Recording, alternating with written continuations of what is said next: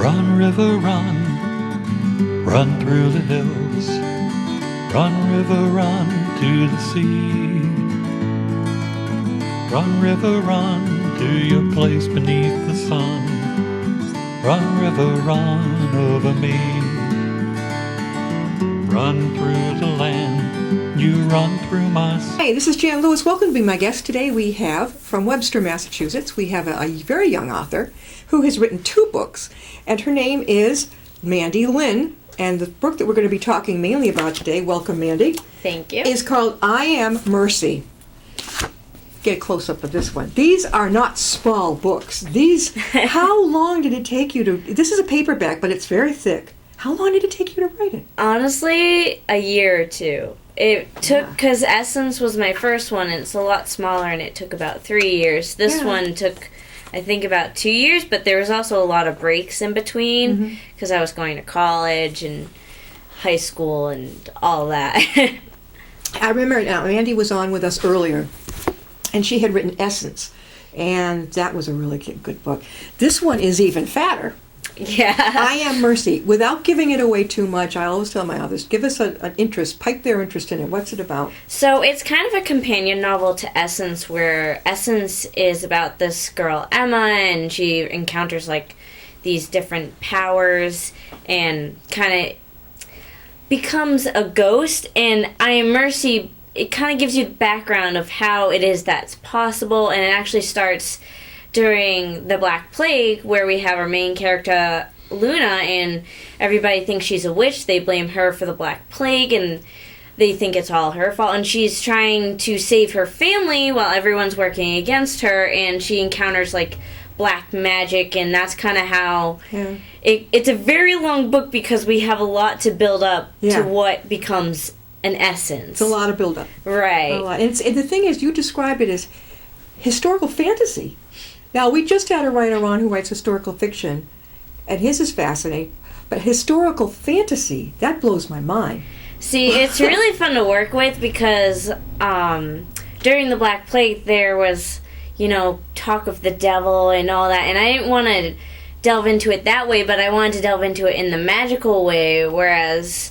what if a witch really did cause the Black Plague? Like, we know today it's because, just people weren't bathing, it wasn't sanitary, and there was rats with fleas, and that's what caused the Black Plague. But what if everybody actually thought it was because of a witch, and what if there really was a witch that controlled different things and was trying to get an eternal life and save people, even though in the book it doesn't exactly happen to be saving people, but Luna, the main character, kind of gets wrapped up in that. Were you this interested in the fantasy part when you were a little girl? Were you always writing stories? Not writing stories, but me and my friend, we would go out in her backyard and, like, play this game, and we, like, had this whole storyline, and we wrote, like, we made up different characters and drew their picture in a notebook and gave them all little descriptions, and we had this whole story, but we never actually wrote it down. We just kind of had it in our head, and I'm pretty sure if I talked to her today, she would still be like, oh yeah. Does she do it, though? Is she turned into, you're an author. Did she become an author? No, she's actually going to college right now for physical therapy, so she wants to do that sort of thing. Now, where did you go to college after high school? Right. I'm actually at Worcester State right now. Oh, you're at Worcester State. Yeah, I brought someone up there one time. It's, we went Highland Street, we kept going up towards Paxton, and it's up that area. It's up high somewhere up there. Yeah. It's a big school. It's a decent sized campus. Yeah, and I came because I'm actually a transfer student there. I'd been to a smaller school out in North Adams, Massachusetts. Which one was that? Massachusetts College of Liberal Arts. Okay, yeah. So I went from a campus of probably like 2,000 people to I don't even know how many students Worcester State has. A lot more. Yeah. So it was kind of shell shock when I first went there. Are you living there or are you commuting? Commuting. You're commuting. That's actually because I loved MCLA and I loved my previous school, but I didn't like living on campus. It wasn't for me. I couldn't focus on my writing, And then when I came home, I ended up getting a job. So now I have a job, and I do the writing and school. So it's a little more to juggle. Yeah, it is. Now, you grew up, you live in Webster now, but did you grow up around here? Yep. I've lived in the same house my entire life, and I'm still there right now. Are you the youngest? Yes. Yeah, I kept coming back like a bad penny, too. I mean, in my 20s, I started going out on my own. Might work for a couple of years, like, I'm back. I'm coming back. And then I don't know if my father was that pleased about it. He probably figured, geez, we ever going to get rid of her? I would keep off and on. So like every 2 years, I'd go off on my own and try something and come on back. But finally, by the time I was around 30, I got the message, like, it's time to go. Yeah. Stay gone, It's not easy when you're the youngest. I don't know what it is about us. Because I know when I moved out of my house and into the dorms at college, and then when I decided I was coming back and living at home to go to college, my mom, like, one of the first weeks, she was like, so when are you going back to school? I'm like, Mom, I live here now. She's like, oh, yeah. Yeah. See, you did the smart thing, though. You know Westfield State? Yeah. I didn't go there, but I should have. We lived in Wilbraham, the western part of the state. So what I did is I chose this Ivy League-looking place, the one I wanted. I got it. Plymouth State University up near the White Mountains in New Hampshire. Loved it. Beautiful, but I was so far from home and so homesick. I was physically ill. Physically ill. It took me about 3 months to really get it together over there. I don't know. So I always think I should have chosen Westfield State, and I could have commuted every day, lived at home, or even if I lived there, I would have been 20 minutes from my house in Wilbraham. Right. I think it would have been better. I don't recommend it. If you don't know anybody, don't go far away from home. I mean, it just, I don't know. I just felt like a fish out of water. It wasn't too bad. It was more just like I had some roommate issues, and then I moved into a single, and living in the single didn't work, and I was sitting back like, okay, I have a cosmetology license, and I can't even use it because none of the salons around here will hire me because I only am here during a certain amount of time. So I'm like, I'm just going to go home. I'm too stressed out. I had, like, anxiety issues in school, and I ended up coming home, going to Worcester State, and this is actually my first semester back as a full-time student. What are you majoring in? English. Oh, well, you're going to be, now, did you have any idea you were going to become an author? I think I started reading young adult, I think, in about 8th grade. Wow. Yeah. Or 8th or 7th grade, something like that. And that's when I decided, ooh, I really like this. I want to make my own story. I don't think I knew I was going to actually go through with it, but I told myself in my mind that I was. And usually when I do that, the goal becomes a reality because that's just how stubborn I am. Oh, well, you're like I am. If you get a bee in a bonnet, you're going to have to do it. Yeah. Oh, my mother caught on to that real big because I would just get physically ill over it. If I couldn't do it, I would be so despondent. Yeah. I wanted to do it, and I would go do it.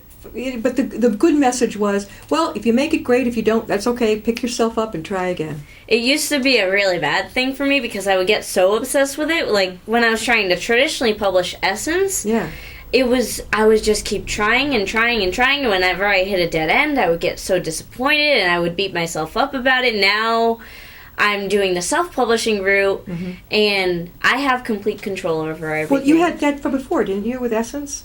Yeah, right. Yeah. Now, self-publishing, I mean, I've talked about this millions of times, but I highly recommend it for new authors.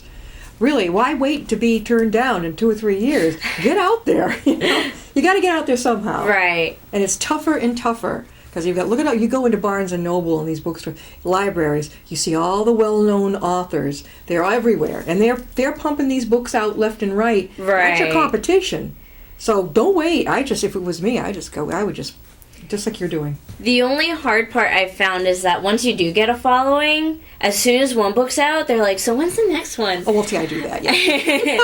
And I sit there like, I'm not a traditional published author. I not only have to write it, I have to do all the marketing myself, design the cover, do a book trailer, all those things. So it's going to take me 2, maybe 3 years to publish a book, as where a traditional publisher takes a year to write and do everything. You edit your own then?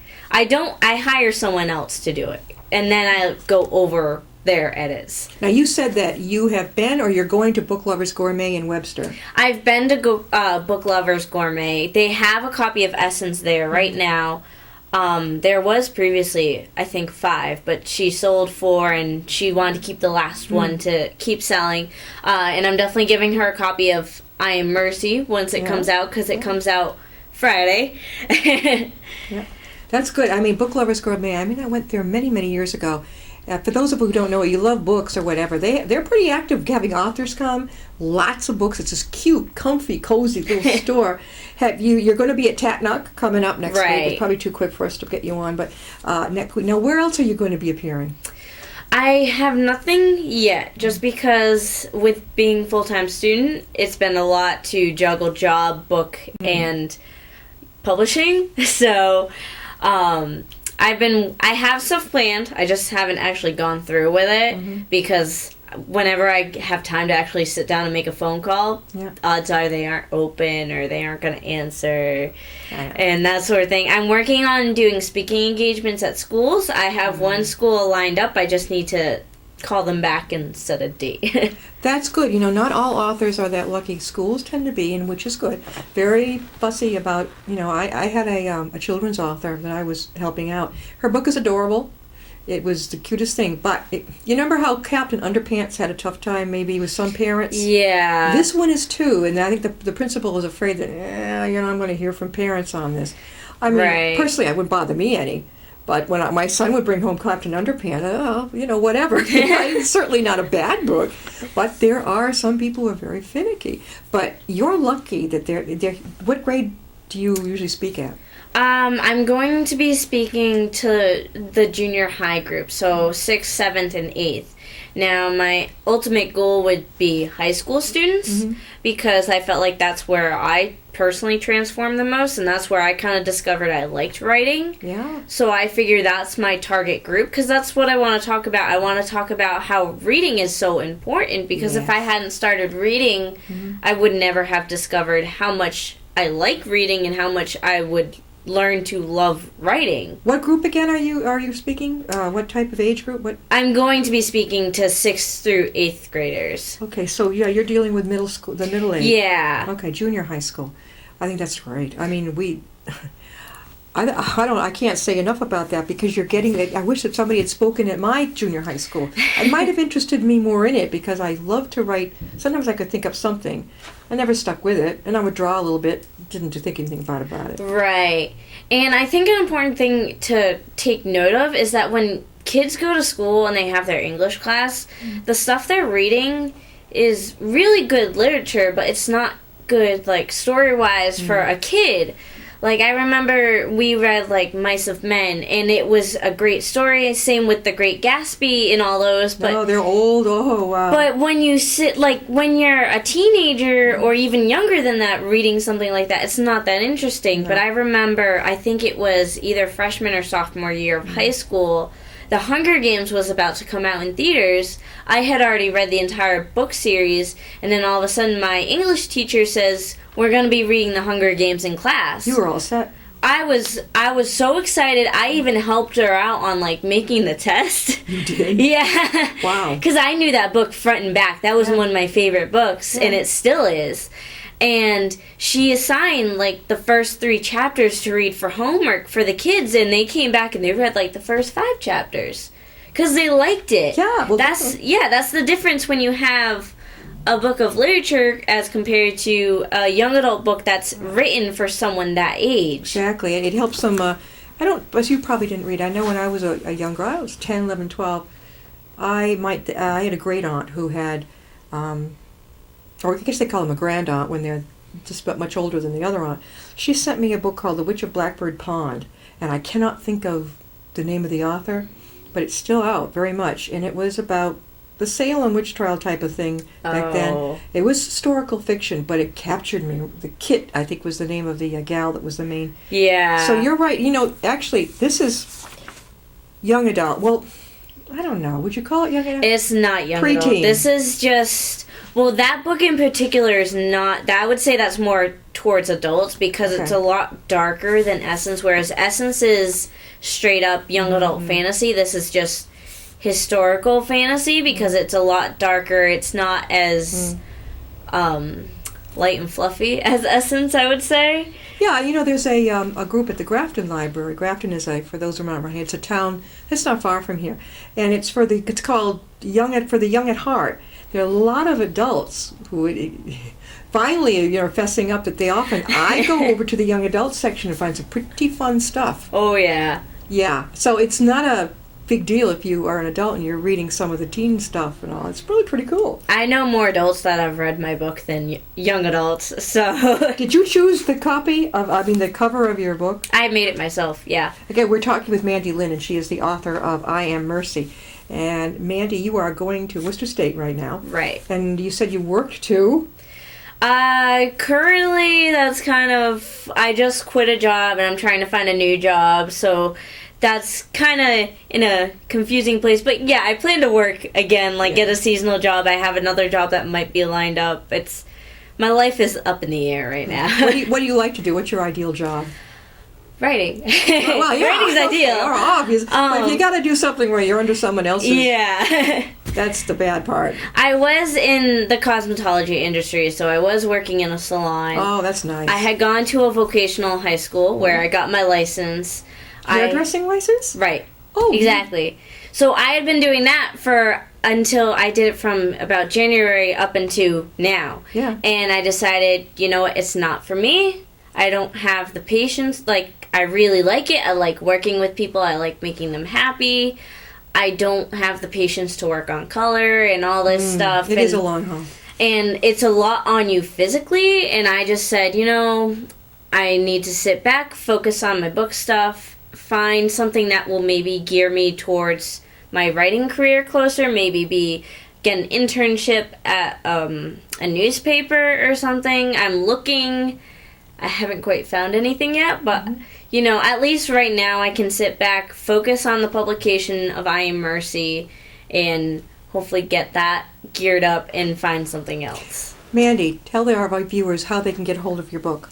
So both books are going to be available on Amazon in any ebook format. You just kind of search it. And they are also available on any online bookstore or any bookstore in person. If they don't carry it on the shelves, you can just ask for it and they will order it for you. But if you search I Am Mercy on Amazon, it pops up right away, and as well with Essence. Are they on Kindle at all? They are. They are on Kindle. Not that I read that Kindle. I'd much rather have the book in my hands and everything. But, I see, even in doctors' waiting rooms, I've caught a couple people with this.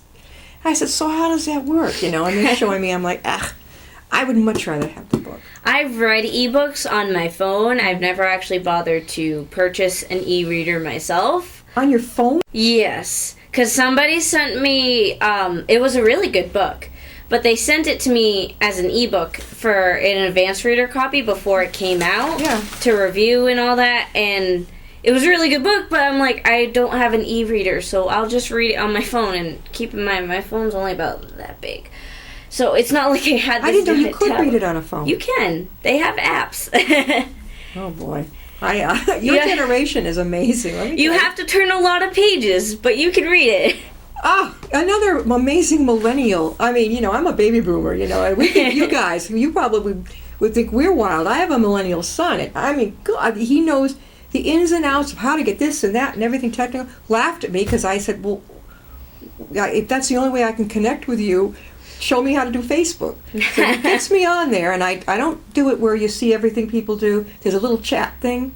Oh, yeah. That's private. I'll do that. I'm not about to, do the world here. And you just get him to do it, and now I can't find him now. Now he's just like, I haven't checked it. I'm like, it's okay. So that takes that, the phone, email.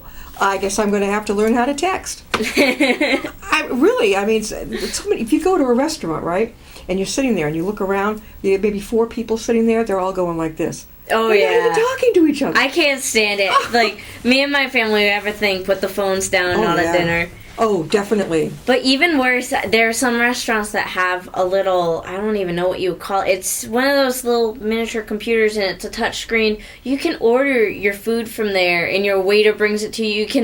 The only time my family has ever used it is when we want to pay the check, where you can slide your credit card right there. That way you don't have to wait for the waiter to go back and forth. Where are these restaurants? I think it's only at Uno's Pizzeria right now. Okay. I haven't seen them anywhere else, but they do have it, and they even have these little games that kids can play, where if I ever had a kid, I'd be like, no, you're gonna talk to us. Yeah, I know, there seems to be this, I've even seen it in some of the girls my own age. I mean, she's going like this, and she wanted to drive us somewhere. I'm like, not to be the car, you're not. Put that thing down, because it's dangerous. The texting and all this while it can wait, can't it?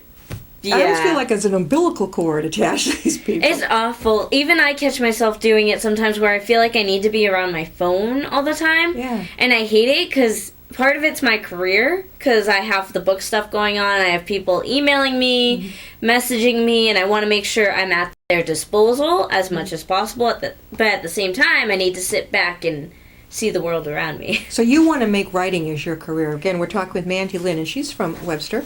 She is the young author of I Am Mercy, and her other book, which she was on here, was called Essence.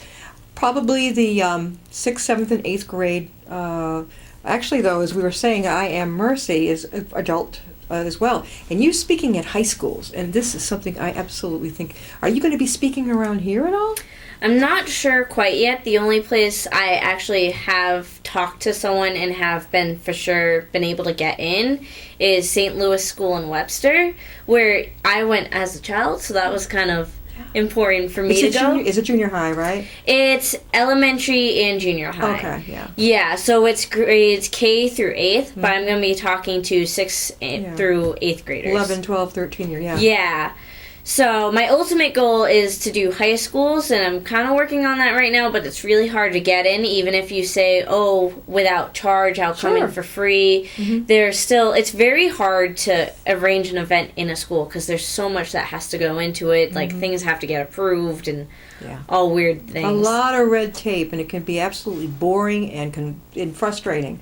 Right. And as someone who has sat through speakers in high school myself, I know what is good and what is not so good. There was one really good speaker we had and one not so good speaker where I literally sat down in class afterwards and thought to myself, okay, I think I could have done a better job. And Well, you have a very good way of presenting. When you are at TACNUC coming up, are you going to be in the large room presenting, or are you going to sit in the front and hand signs? I believe I'm just doing a signing. Okay. I have wanted to do an actual speaking engagement sort of thing. I even have a whole plan of a new speaking engagement, what I'm going to say, a whole PowerPoint thing.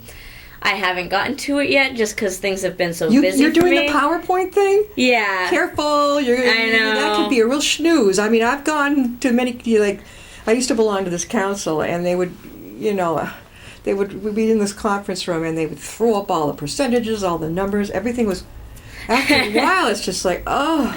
So careful. You've got a very good speaking manner. Don't let that thing overshadow you. I was hoping to just use it for pictures. There you go. Because you have no problem presenting yourself. Right. Definitely. Yeah, pictures are great. Because I tried putting words on the PowerPoint, but then I was like, if I try to follow the PowerPoint, then I think I'll lose myself in the speaking. I think if I just have pictures, I can work off the pictures. Oh, definitely. I think a lot of people aren't that confident. I mean, these are grown, older people in business who are like, you've got this. Not only is the sentences up there describing the picture, but then they give you the whole copy of the same thing. Yeah. Well, wait a minute, and it's like, what's your part in it? I could get up there and read the same thing, and I wouldn't know anything about it. As you'll see on page 2 in block number 3. Yeah, right. A lot of people are over-relying on it and just overdoing it. Yeah, and as someone in college currently, I every single professor uses PowerPoint, it seems. And so I've seen the ones that just use words on the PowerPoint. I've seen the ones that just use pictures and ones that use a little bit of both. So I know, like, okay, this is entertaining, this is not. Do you know what the name of your next... I hate to ask you about your next book, but what do you think the name might be? I have no idea. I know what it's going to be about, assuming things pan out. I am actually taking part in what is called Nanowrimo, which is National Novel Writing Month, It's the whole month of November. Your goal is to write 50,000 words. So I've kind of been gearing up for that. I've been storyboarding, outlining everything, doing research.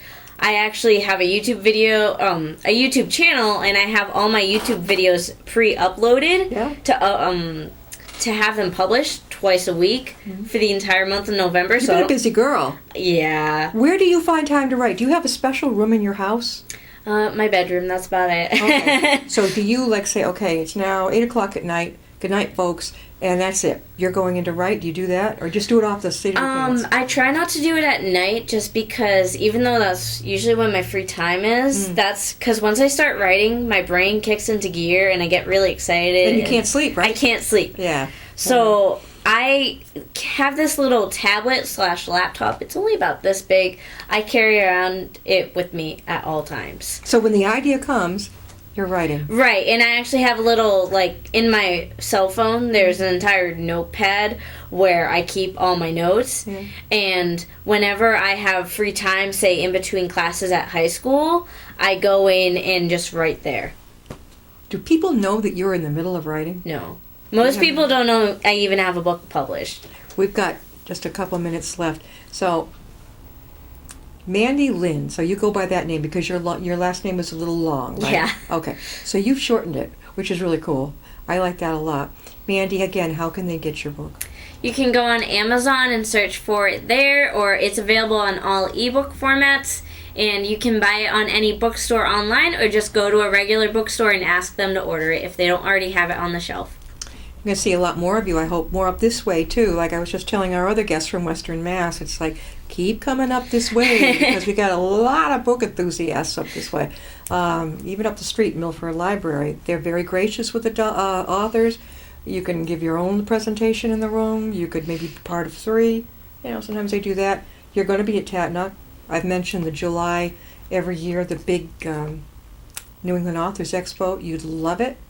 You'd fit right in, because this seems to be the big thing right now with that age group of readers and adults who like that. That fantasy, but you put the historical part into it too, which is different. That gives a different slant. Yeah. It's not just pure fantasy.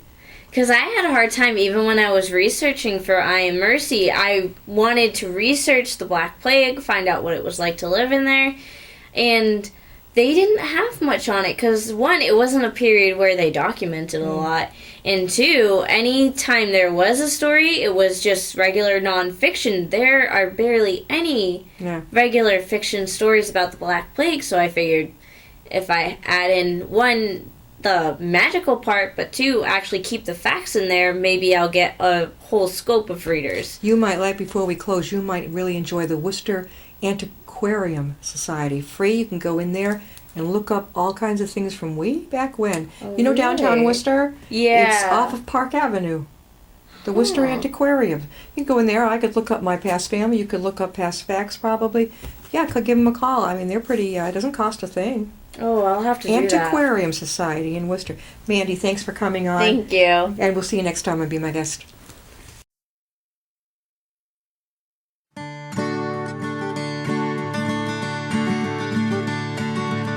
Run, river, run, run through the hills.